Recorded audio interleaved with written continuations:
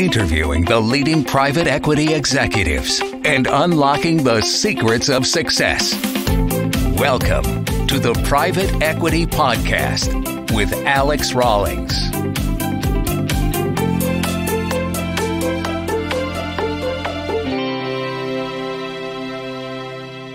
Welcome to the Raw Selection Private Equity Podcast, interviewing the leading private equity executives and unlocking their secrets to success. Joining us today is Greg Bloom, an experienced chief executive officer and operating partner working with private equity firms and specializing in the aerospace and defense sector mainly. Welcome, Greg, and thank you very much for joining us and sharing your insights today. Alex, I appreciate it. It's a pleasure to be on. So, Greg, just to give our listeners a bit of an insight, I know we've spoken previously, but give me a kind of 60 to 90 second breakdown of Greg Bloom, please. Absolutely. I grew up in the United States in California, started off my career in investment banking. I was one of those kids that knew right away that what I wanted to do is go to Wall Street and have the opportunity to spend the first 10 odd years working for Prudential Securities, both in Los Angeles and Wall Street. After that, I left New York and had the opportunity to come to the West Coast and start a small investment fund. That was about right before 9/11. And then after that hit, I had the opportunity again to go work for a international home builder. I was a leader in their finance group called KB Home. That was fantastic. And then, as a dream came from business school, had the opportunity to go work for a small industrial manufacturing company that was selling industrial parts to the big trucking and automotive, et cetera. And it was a dream. It was, come join us and come run the company and see what you can do. One of the downsides of being an investment banker was you were touching a company for a short period of time. And you always said to yourself, hey, give me the opportunity to make the real decisions. Let's see what I can do. And that was SEAL Science. I had the opportunity to join SEAL Science. And then shortly after 9/11 hit, which was just deeply impactful to me, especially because I had lived about 2 blocks away from the World Trade Center and had a lot of friends there.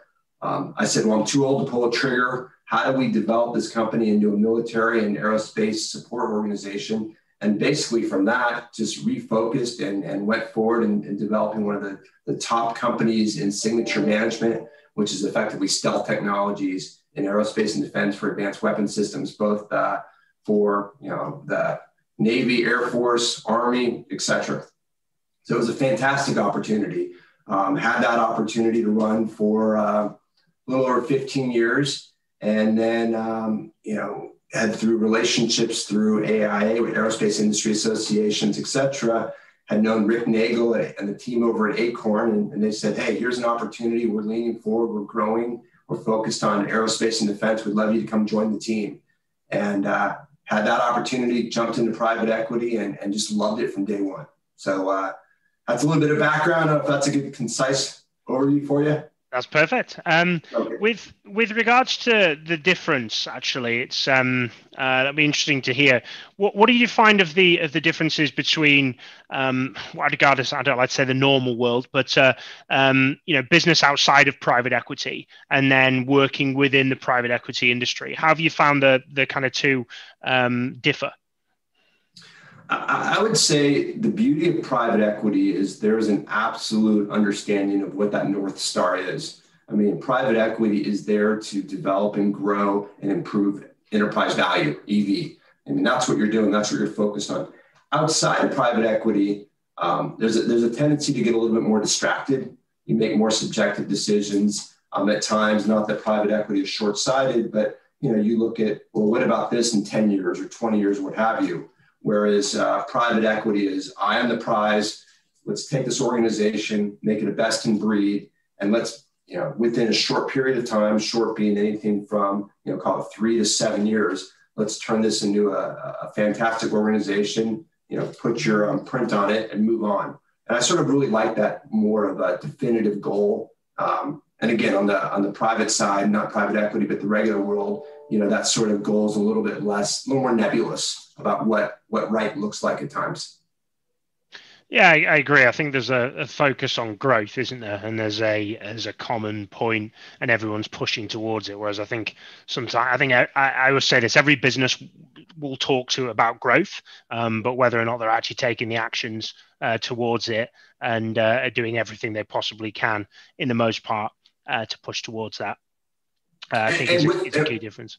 Yeah, sorry, not to overstep it, but not only with growth for growth's sake, which a lot of times you do in the real world, but private equity is focused on, profitable growth.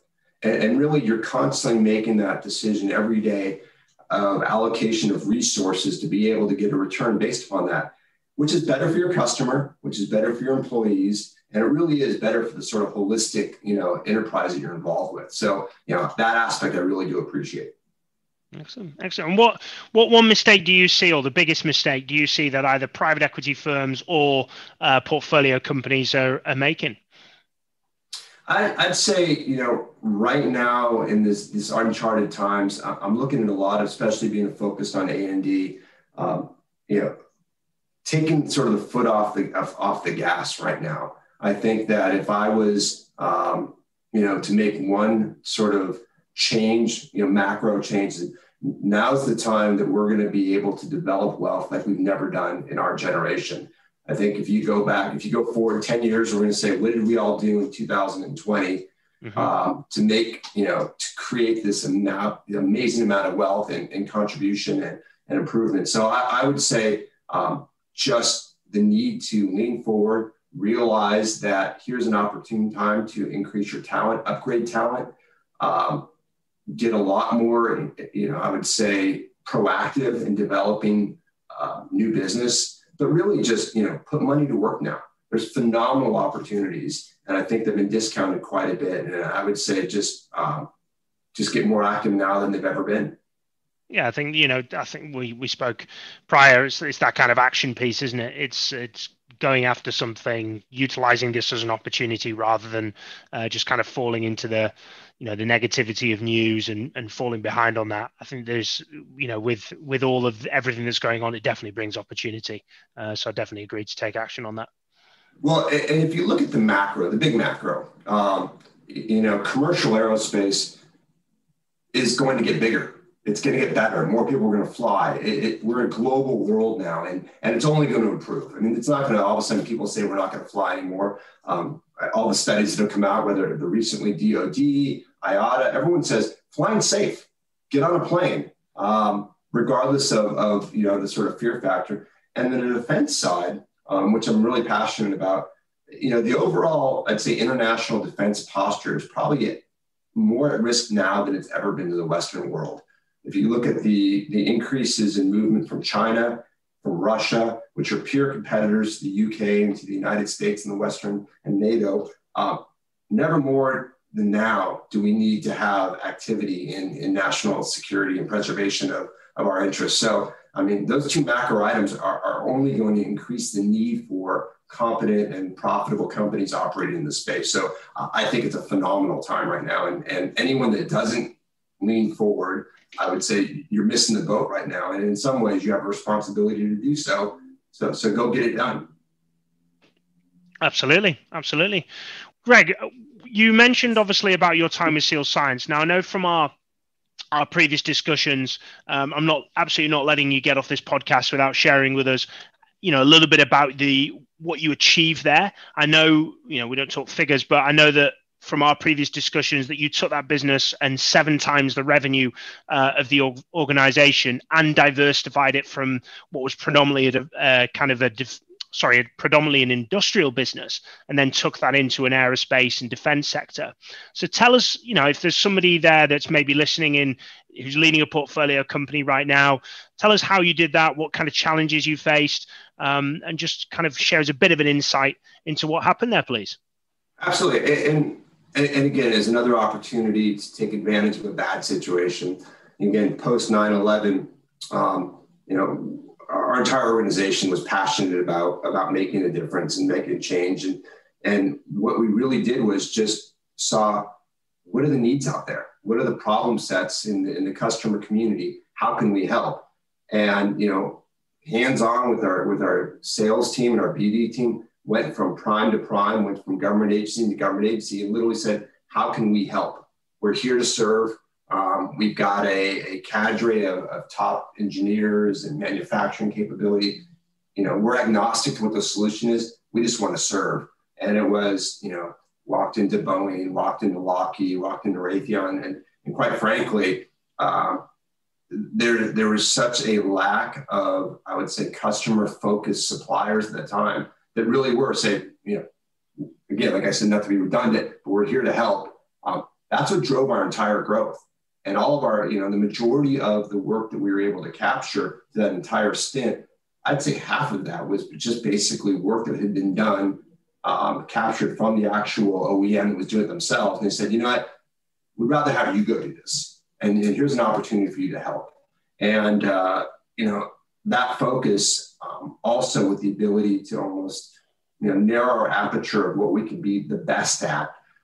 This sort of the Jack Welch point of view, we really honed in on advanced manufacturing of materials and solutions for signature management or stealth technologies, and said, how do we invest in ourselves and be the best at that, and sort of push the periphery aside so that when they want to bring a certain solution set or resource, SEAL Science was that resource to solve the problem. And that's how we grew, quite frankly. And it was at the, it wasn't anything that we did particular. It truly was the opportunity to serve the end warfighter and the awesome engineering teams at the major prime organizations. Yes, well, that's a very humble answer, Greg, and something I would expect of you. But I know you've had a huge amount of influence in that. What advice would you give to an aerospace and defence portfolio company right now that's maybe been, I think most firms in the space have been hit by COVID? What advice would you give? What should they be doing to, turn things around and keep the progress?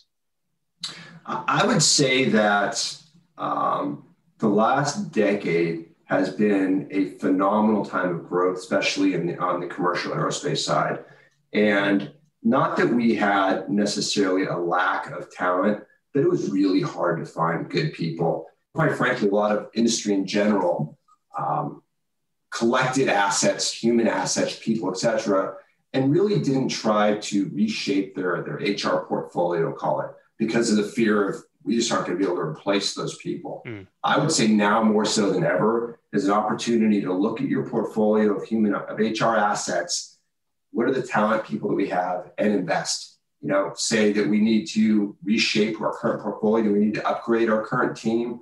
Do we need to bring on different capabilities and skill sets that may have been more of a caretaker of the last decade and now more of a grower and a little bit more, I would say, aggressive in the pursuit of action.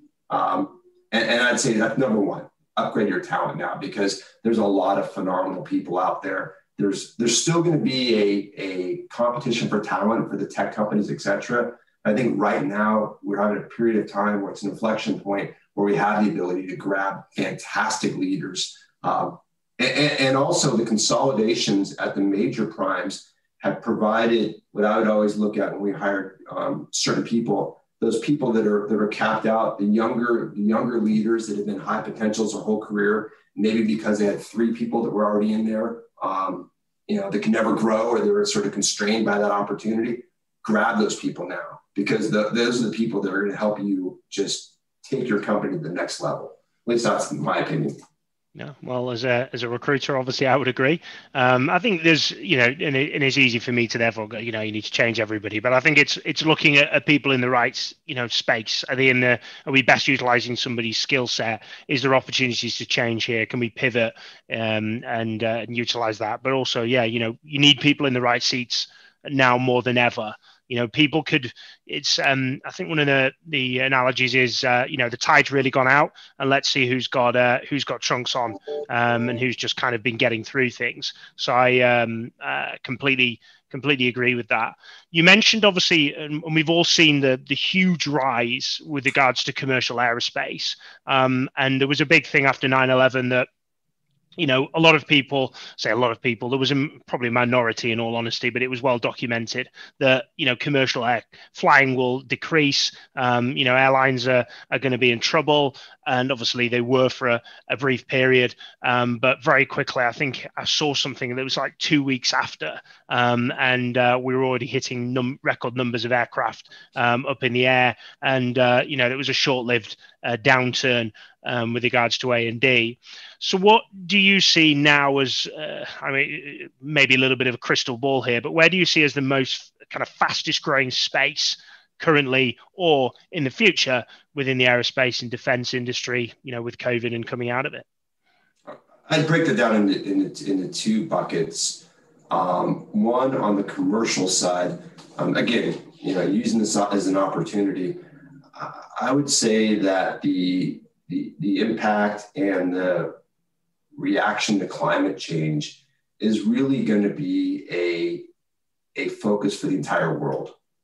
With that, I think it's going to be an opportunity right now to restructure fleets to invest in much more environmentally friendly aircraft, et cetera. And I would say, whether it be the 737 MAX or the A321 on the single aisles, you're going to see tremendous demand for those platforms, because if I'm a major air carrier and I said we're gonna take out half of our capacity, let's really get efficient. Let's bring in the best of the best.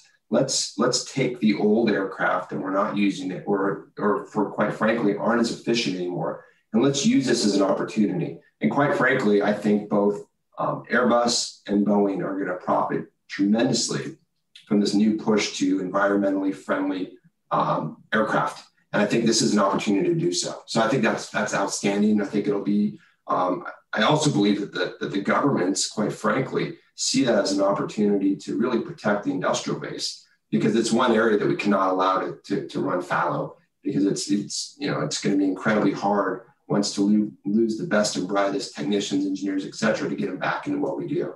So I think that'll be an area that I would focus aggressively on. And I think 2021, regardless of passenger travel, you're going to see a huge demand. Airbus recently announced an increase in demand for their platform. So I think in that 737 MAX, I think you're going to see a lot of that. On the defense side, I do believe that we're at a challenging point from, challenge to the Western world, whether it comes out of Russia and China. And I think the need for speed of innovation and looking at those mid-market companies that are able to bring technology to the forefront now faster than anyone else, I think there's going to be huge opportunities there. Locally to us here, we have a local company that's a startup called Untitled, started up and run by Palmer Luckey, who sold Oculus to Facebook. And basically, they went from zero to a $2 billion valuation in 2 years, focused on counter UAS, artificial intelligence, et cetera. And the most recent round of funding was basically at a Silicon Valley tech level. Money's going to these areas, and if you listen to our government, Michelle Flournoy is speaking. If she becomes in the Biden administration, the investment that's going to be in new tech, artificial intelligence, quantum computing, computer vision. It's what the Chinese are doing. And if you look at what we're doing with repurposing older systems, whether it be the unmanned work that Kratos is doing or some of the work that Mercury is doing, huge opportunities. And I think the dollars are going to start flowing there really quickly, just out of need. Because if we don't, the Western society is going to be facing a China that's doing that right now. And their fielding capabilities that, quite frankly, are much more superior than we've ever had to deal with an economy behind it that is probably as strong as anything we've ever faced. Interesting. I'm sure there'll be a few people hitting Google and looking at some of those products. What was the name of the business that you mentioned there? I'll take a look at them. Anduril. Anduril. They're a local company here that just happens to be one of these new, high-tech, high-fast defense companies, really focused on speed of innovation. C.Q. Brown, the new head of the United States Air Force, just came out and effectively put out a paper that said, innovate with velocity or lose. And I think we're at that point right now where, regardless of COVID, we do not have the ability to sit back, because we just watched China take over Hong Kong and nothing was done. So if we don't lean forward, then again, and be a little bit more proactive, I think that we're going to have some serious risks, and government's going to need to put money into that area to be effective for national security. Excellent. Very interesting. So you mentioned obviously about talent and about looking at potentially the people within the business. Yeah, I think any private equity portfolio company looks at their business and has that kind of headache. I heard a quote that was, I think 90% of business problems are talent problems in disguise. So in your perspective, what are the three attributes that you believe make up a top performer? Well, let's go back. I don't think that's necessarily in private equity alone, Alex. I think pretty much. I think that's in everything, everywhere. I mean, I think even in your organization, the talent management side is absolutely critical. Yep. I would say, I don't want to go back to that sort of default position of integrity and honesty are the most incredible things, but now more so than ever. I think that the speed of action that's required is going to require people to trust each other. It's going to require your customers to trust you. It's going to require your employees to trust the leadership. And I'd say it's probably number one if I'm looking for the top talent out there, now more so than ever. Not to say that the last decade people have been given a pass for it, but I do believe that these are areas that really need to be focused. I would say number two is you got to work hard. I know it sounds trite, but one of the things that people are looking at right now is looking at Elon Musk and saying, how are you so successful? And I swear he says he starts every interview, every conversation with work twice as hard as everyone else. And I truly believe that. And work with passion, work with meaning, work with the deliverance that you really do want to add value. And I'd say, again, it's a different world in the last decade. And if you look at the ability to have disruptors across the world, think about, I go back to Tesla, to SpaceX. Elon Musk has absolutely been a disruptor in space launch. Who would have thought, NASA and Lockheed and what have you? Who would have thought that Tesla is the number one capped automotive company in the world? Not figuratively out of nowhere, but just being a disruptor. And I think those are the types of things, and getting all their employees to work harder, et cetera. So that's two. And three is this decision making. You got to make decisions faster. I think velocity, I go back to this, the velocity of change is so important. You need to be able to, as an organization, make significantly quicker decisions. Recently, we were meeting and Jeff Bezos was speaking and talking about one of the successes for Amazon really was to, one, make inconsequential decisions immediately, spend a little more time on the consequential ones. Two, flow down the decision-making to the lowest ring in your organization. If someone in your organization can be making a decision that you don't have to make, have that person make that decision. And even if you disagree, unless it's a consequential, support them and move on and get this sort of sense of ownership across the organization. One of the challenges I think that, in workforce we had for the primary aerospace and defense industry over the last decade was it became a little bit less more risk adverse, excuse me. And so, the smart kids coming out of, the top tech schools, Caltech, MIT, what have you, said, we don't want to go work for the big, sort of slow moving, state. We want to go work for SpaceX. We want to work for Tesla. We want to go to Silicon Valley. Why? Because they had the ability to make decisions quickly. They were given ownership in that process, which both helped the organization, but really did allow them to attract the top talent out there. So I'd say make decisions quickly and force that decision-making as deep down in your organization as possible. Yeah, it's really interesting. I think when we look at hiring, we look too much at what do we need experience-wise, and there's obviously criteria there. I brings me back to a post that I put out on LinkedIn, actually, where I had a chief exec role. I think from memory, I think it was in California, actually, and I had a chef apply. And And I was like, look, I appreciate that, but you're not going to be able to run or maybe you could, but my client's certainly not going to hire a chef with no track record, no understanding of, even basic manufacturing, never mind all the accreditations that come with aerospace. But and one of the people said, give that person a chance. We kind of go looking for that experience side, but I think there's got to be a lot more weight put on the kind of criteria of the individual, and looking at what kind of top criteria are needed. Because I never get an answer or not so far yet have I had an answer where someone said to me, they need to be experienced up to the hilt. That's not kind of what we look for. We kind of give that either as a given or it's not the key criteria, because you can be unsuccessful and have lack that experience. And I can't remember whether it was actually mentioned, obviously Jeff Bezos, but I can't remember whether it was Bill Gates or Jeff that mentioned. I was listening to something they said, and he was talking about what's the key responsibility of an executive leader, and his answer was making 2 to 3 really good decisions every single day. And being able to have all the information available, execute on them quickly.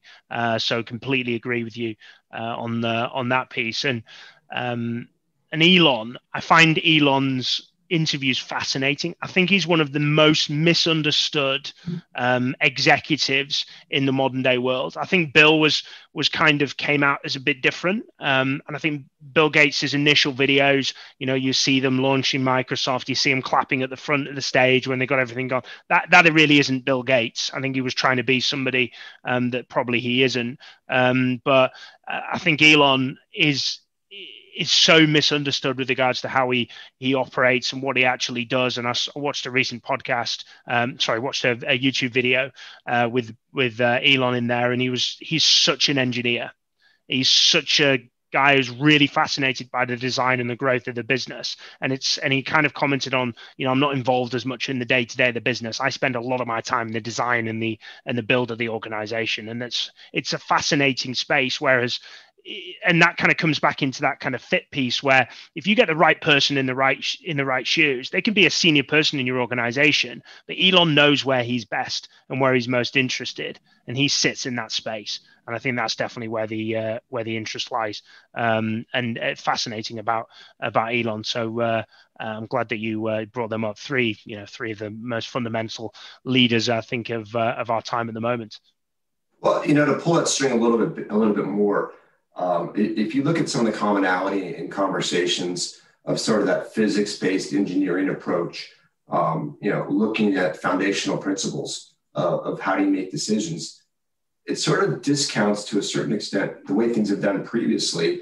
And it does open the door for really smart, curious professionals to have the ability to ask those why, when, how, et cetera. That oftentimes, a 20-year-old leader may not feel quite comfortable or, blasé about it. And I think that if you look at some of the developments that come out of Silicon Valley, most recently in the United States, we had, Palantir, which is a company, one of the quote unicorns that went from a startup to $1 billion valuation in the defense space. There's only a couple of them, including SpaceX. And these are all run by kids. And I mean, I'm talking people under the age of 28 that, I'd sit down and talk to some of these guys. And I ended up in XYZ agency. I had no idea what they did. Was they said, here's a really hard problem, solve it. And it was this sort of physics approach, foundational sort of why, when, how, and then sort of unpeeling the orange that allowed tremendous achievements to occur. So I think we're on the same page there. Absolutely. So back to the world of private equity, because we could get lost I certainly could get lost in that all day. What do you love about the private equity industry, and equally, what do you hate, or if hate's too much of a strong word, dislike? I go back to my statement before about really having an understanding of what the goal is. I mean, a clarity of mission is hypercritical to be successful. I think private equity's got it. I mean, we know exactly what that swim lane looks like. We know what right looks like. We're all marching in the same direction, both objectively and figuratively. And quite frankly, it's that sort of drive and mission-based approach to become successful. So I love that aspect of it. I mean, it truly is, that clarity. Sort of the negative side, and this comes back to my SEAL science days, is a lot of money was made in private equity over the last 20 plus years. And there's a lot of people with pretty low barrier to entry that says, we're going to jump in this and, we're three guys that came out of Wharton and we're going to, come out and help you improve your business. And I'd say, the downside of private equity is that sort of low barrier to entry. I mean, organizations like Acorn and some of the other larger private equity have established operational leadership and experience and understand how businesses work. And quite frankly, that's an important aspect. And going back to, it might've been a little too easy, the last 20 years. So I'd say that's probably where I'd sort of differentiate the two of those. Yeah, I'd completely agree. I think if you look at that, I think it will change a little bit with COVID. I think it's basically been on the perspective that there's been too much money on the market. Global. And I know we're printing money like no man's business across the world at the moment, but that tends to happen historically to get us out of it, and that's a different conversation. But yeah, I think there's been too many people that have not been able to help businesses effectively and sit in that space. I think that's why I speak to a lot of PE firms, and they're kind of trying to understand what are their differentiators. We've seen the US market make a move, and I'm sure there'll be European firms that are already, and I know they are obviously already using the kind of operating partner or portfolio director, portfolio manager type model. The US has definitely grabbed that quicker than certainly Europe has, and bringing in that expertise. But yeah, I agree. Somebody who's just graduated, how can they help? There's obviously, you get value from everybody, and everybody brings a different perspective. And as you just mentioned, there's under 28-year-olds building all these great, fantastic businesses. But taking those businesses and growing it, you need that infrastructure and base to be able to really add value to companies. And I think we've seen some mistakes made by really established firms, but also by obviously under-established firms, to say that. But I suppose it's surrounding yourself with really good people, bringing in industry leaders, industry advisors, operating partners, whatever titles you want to put on them, and being able to bring them into the business to help them grow, and having a really clear perspective. But I'd agree. I think there's good and bad in every single industry, and I think that definitely hits a nail on the head from me. And Alex, I think we sort of chatted about it earlier. It's one thing to incorporate financial engineering in the management of an organization until we get a COVID event, right? Yep. So, it truly is not to take anything away from the finance side, because it's hypercritical, and we need to understand that. And I would argue that, CFOs are probably one of the most critical positions in any private equity portfolio run company. But the operational side now is so important, and you've got to have a real strong, I go back to strong mission, strong understanding of what your organization needs to be, and a clarity throughout the entire organization that's more than buying at 3, levering up, and selling at 8. Yeah, it's got to be certainly a lot more than that, and building that infrastructure. And what I see from the great PE firms is they have that in-house, and that's kind of there to develop and bring on expertise. And the toolkit is the term I hear used most of your side of the pond, being able to walk in and deliver value from day one. So we've thrown around quite a few big names, certainly in this discussion. Where do you kind of get your influences from? What do you read? What do you watch? What do you follow to kind of keep up to date with market trends and keep upskilling yourself? I'm a pretty avid reader. So I'm a believer that other people, they're going to do the heavy lifting and learn from their experiences. Follow through. So I'm pretty much a nonfiction reader. I just read H.R. McMaster's book on Battleground. Just came out of the administration, talking about the geopolitical positioning of the Middle East. Chris Brose, who was McCain's lead, talks about the kill chain. Wrote a real interesting piece and really talked about China, but the necessity for innovation. the necessity for us, we were talking about a little earlier, these mid-sized and smaller organizations to rapidly get technology into the field to be able to successfully, quite frankly, provide national security across the pond on both sides. And then, the traditional podcasts, the defense and aerospace news I listen to every week. But lately, I've also been picking up Lex Fredman's podcast from MIT that talks about advanced tech. And again, I go now more so than ever, whatever industry you're in, I think technology is going to take a leading role. And defense and aerospace is so important. And looking at how do we, because quite frankly, our competitors, how do we go back to artificial intelligence? It's now, if you're not on board with that, you're going to be toast. Quantum computing.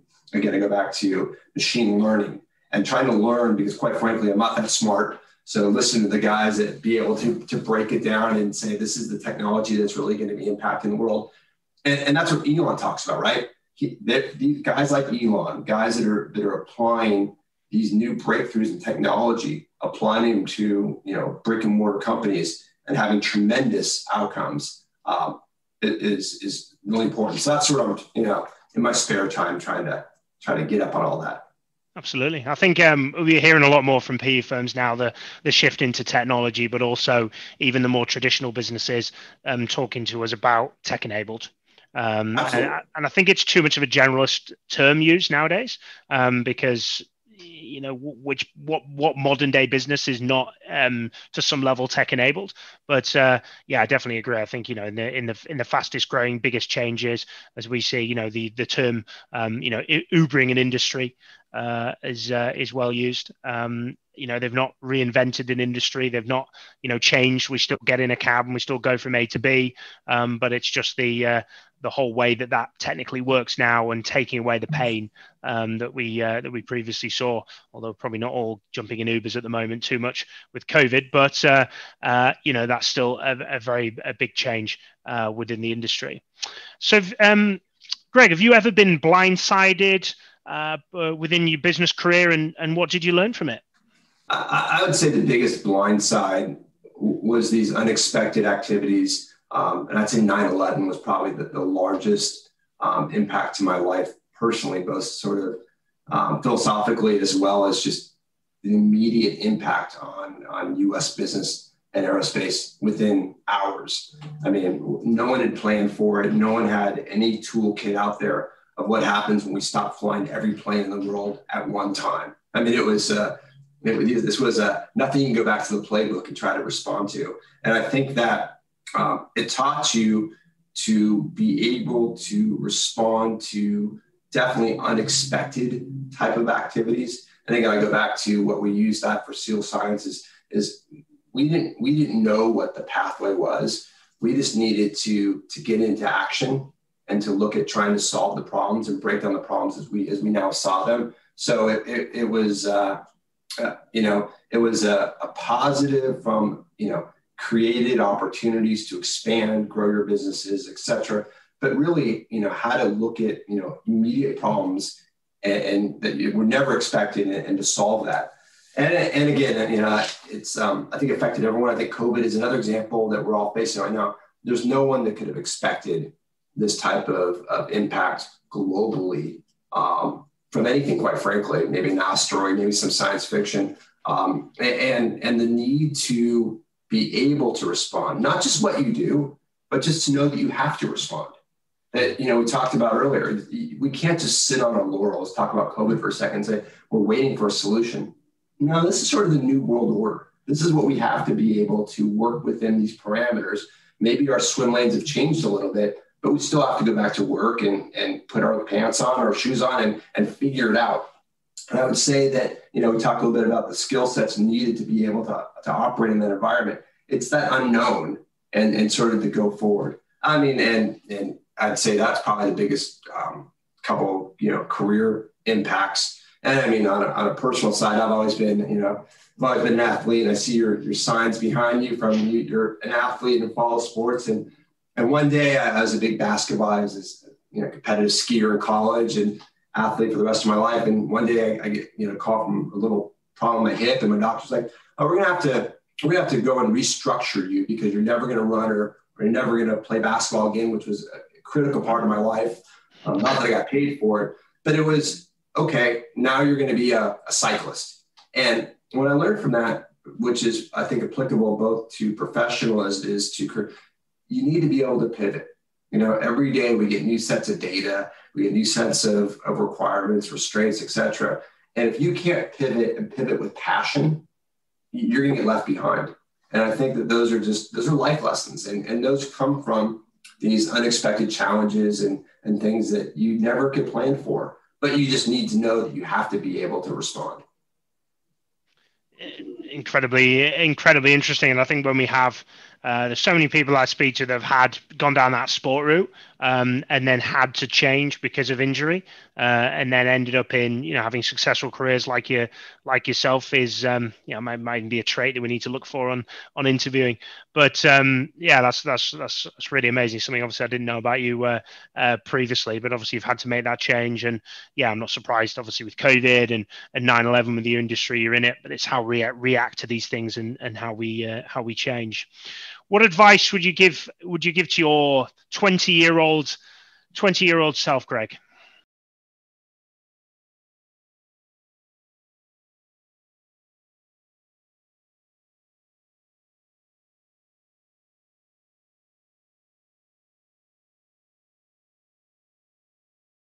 So Alex, I'd say one of the things that led to my success, especially as a younger executive in the early 20s and all through my 20s and early part of my career, was the need to serve, get involved.